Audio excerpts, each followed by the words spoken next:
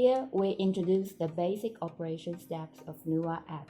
Our main introduction today includes the following parts. The first is to create a new project. The second is to start the rover mode. The third is to do survey. The fourth is to stake out. And the fifth is to export and import the survey data. These are also the basic operations in the process of field survey. First of all, we click the icon of Nuwa app on TC20 controller. After we launch it, we enter the main interface of Nuwa app. In the project interface, we select the project at the first item. Then click to enter the project management interface. Click New at the bottom. We can see the first row is the project name. The name can be modified according to your needs. If there is no special need, you can also leave it. Directly use the default name. The second row is the creator, which can be modified according to your needs. The following is the coordinate template, which means if you have used some coordinate system before, you have already created a project file. Then you can directly apply the project file in the coordinate template. For example, click on the project template and then in the source project below, you can check your previous project folder and select the coordinate system you want to use, so you don't have to enter the coordinate system parameters again. If you don't need this function, then leave it unchecked. Select the coordinate system you want from the following list. If you can't find the coordinate system you want in the current page, then you can preview all the predefined coordinate systems in the import section below.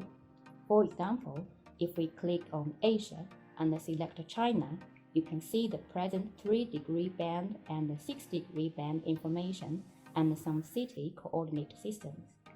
If you can't find the coordinate system you want in here, then you can send the information to TURS's technical support team. When Nuwa app is updated, we will embed the coordinate system of your city into Nuwa app. Currently, we use WGS84. Then select a coordinate system and click Select. Click OK according to the app prompt. Then click Yes. Now we complete the first step, create a new project.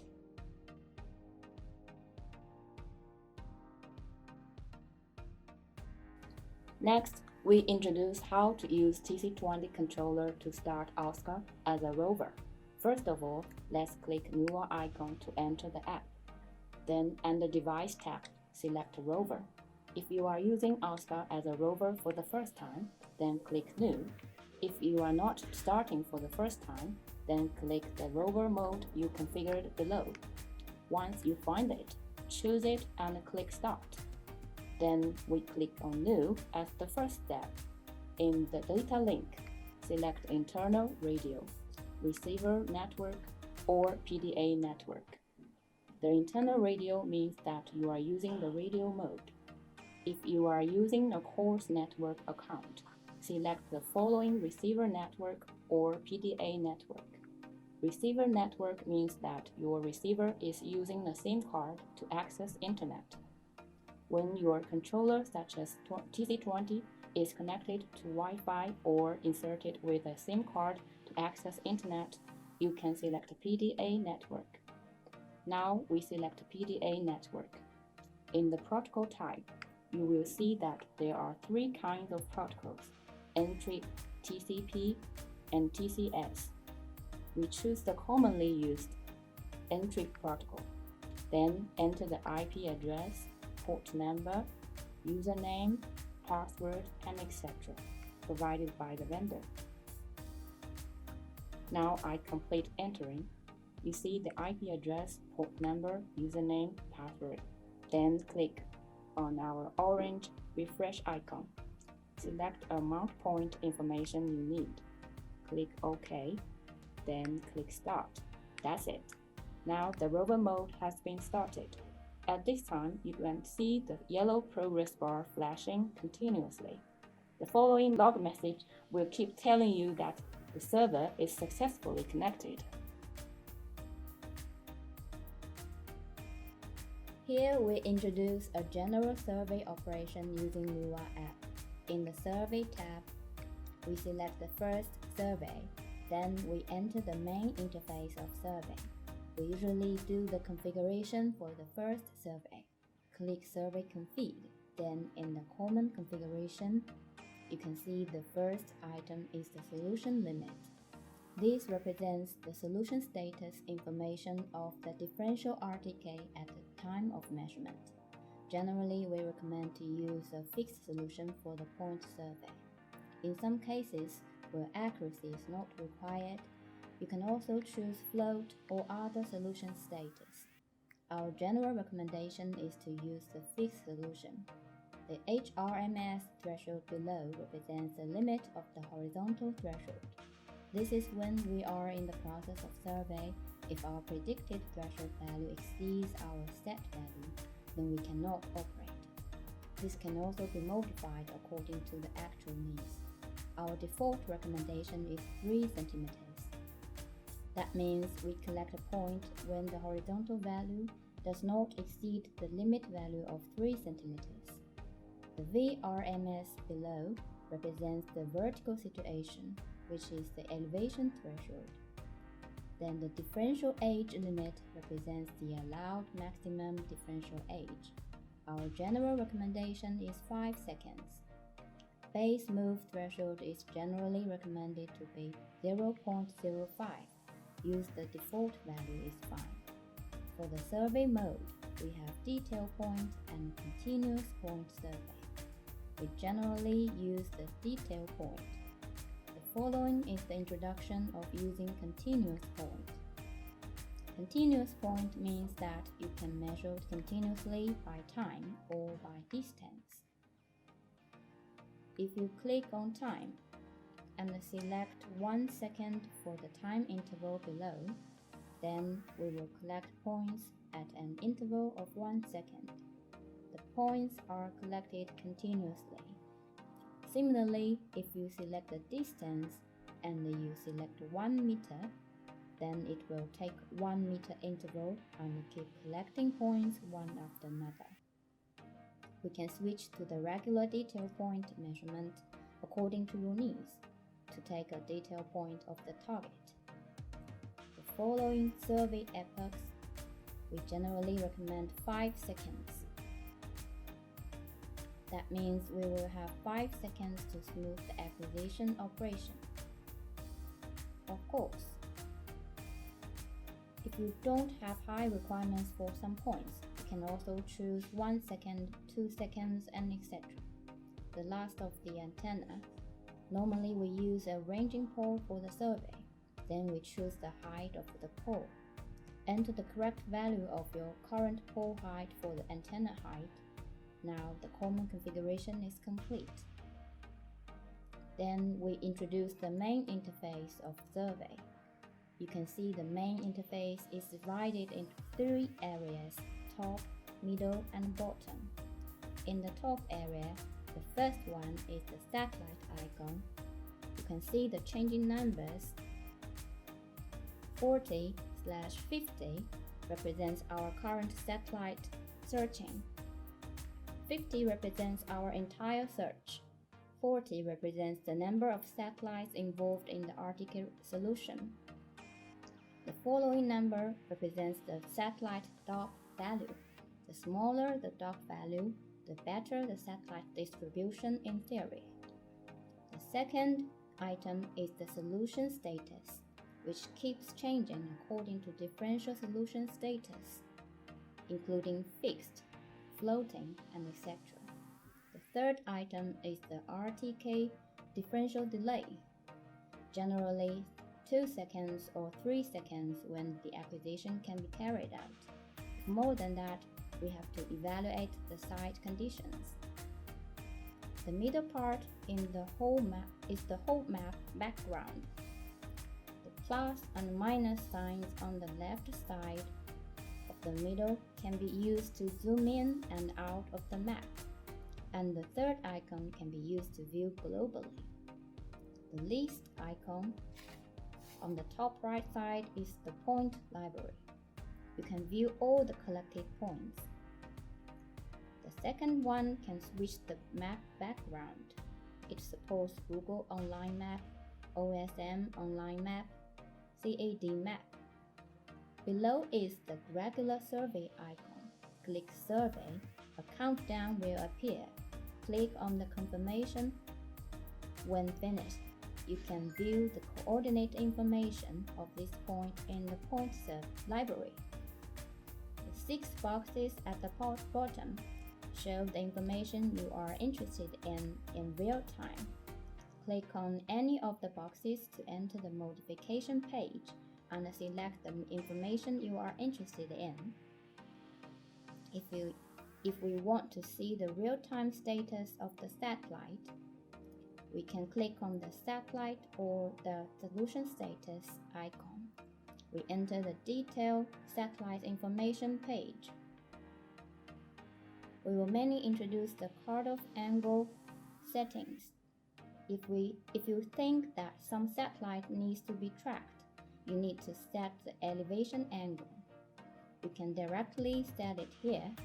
For example, you can set it to 15 degrees and then click on the set.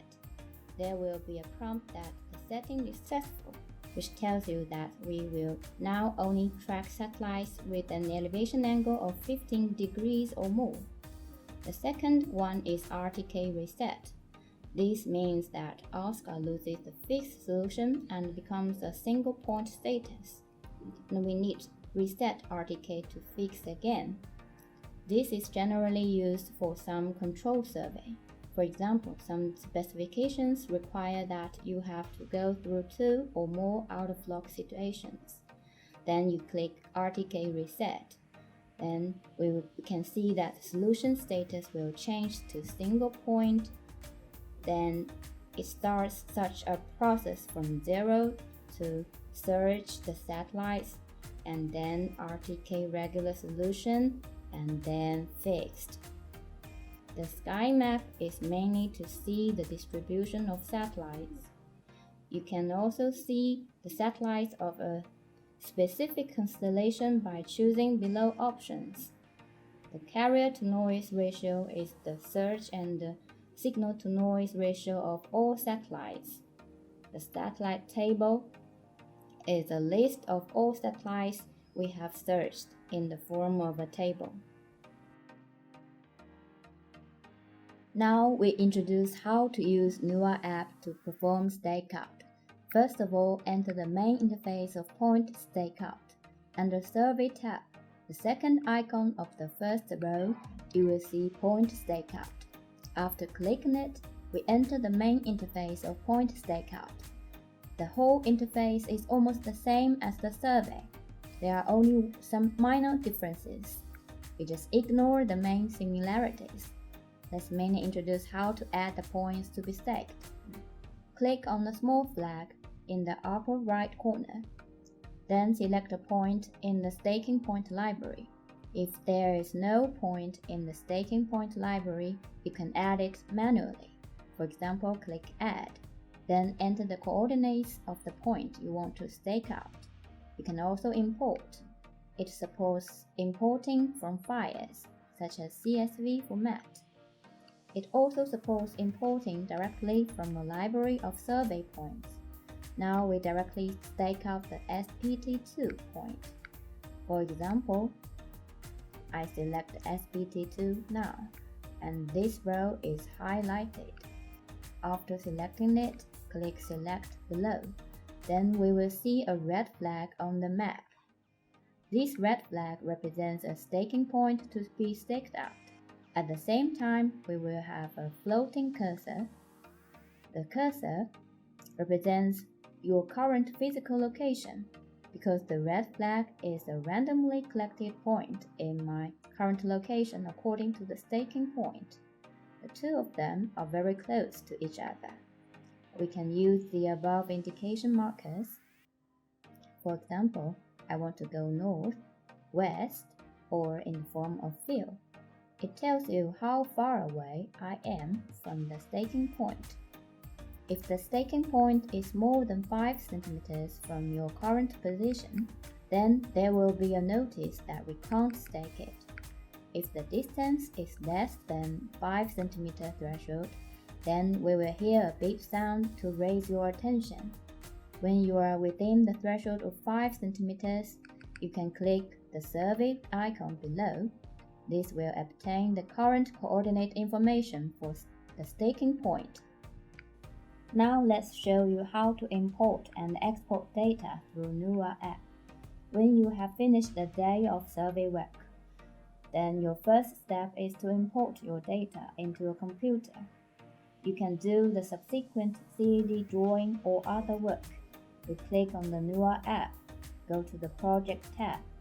On the Export icon, click it. Then we can see some options for data export. It supports point type including detail point, continuous point, stakeout point, and etc. According to your needs, you can export the corresponding point type.